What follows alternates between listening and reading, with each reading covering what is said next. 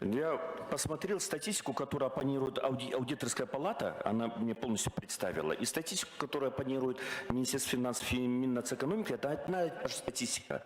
То есть поступление по КПН, по НДС и по НДС на импорт. Получается, когда на рабочей группе мы сидели, они говорили о том, что вот о проблеме, говорили о проблеме, а выясняется эту проблему, они просто взяли, придумали эту проблему. Выясняется на 917, на 1 триллион они завысили прогнозы, обманули депутатов.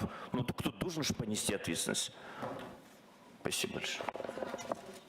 Да, уважаемый Бахытжан Жумабекович, значит, сейчас только что в докладе Даурена Гуденовича было сказано, что невыполнение на более 300 миллиардов тенге. Это исполнение в основном две причины. Первое – это вот снижение импорта, вы сами назвали, и увеличение, значит, возврата. У нас 760 миллиардов возврат был спланирован, а фактический возврат был триллион, почти 300 миллиардов. То есть почти 500 миллиардов у нас больше вернули, чем предполагалось.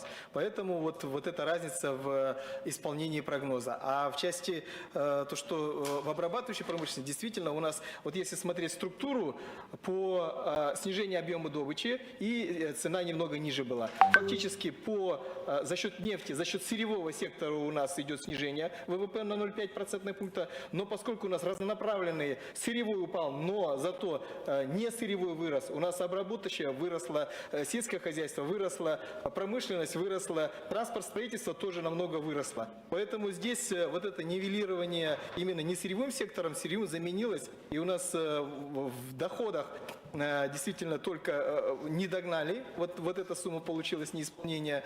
Значит, а в ВВП в номинале мы 135 триллионов тенге ВВП планировали, у нас 134,9 практически 100%, и еще у нас в августе, вы знаете, досчет будет по ВВП, а в номинале за счет того, что вот эти равноправленные отрасли пошли, за счет снижения, значит, добычи этого, и удельный вес именно сырьевого в ВВП, в макропоказателе, он сильнее, чем в доходах, поэтому здесь вот эта ситуация у нас и произошла. Спасибо. В отчете Высшей аудиторской палаты подробная раскладка по доходам есть, во взаимоувязке с ростом экономики и по отраслям.